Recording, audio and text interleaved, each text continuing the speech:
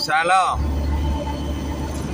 Əgər idarə rahat məsullarının birindən mənim bu səsimi eşidir, idarə rahat o çay süzənin sikim, o dəftərdarın sikim, o böyük başın sikim.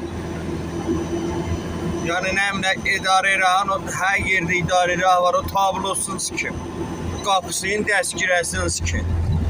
Hər neçə dənə maşın bu yollarda dəstəndaza düşür, hər bir dənə düşdükcə onun sahibi sikirsin sözü nək var o.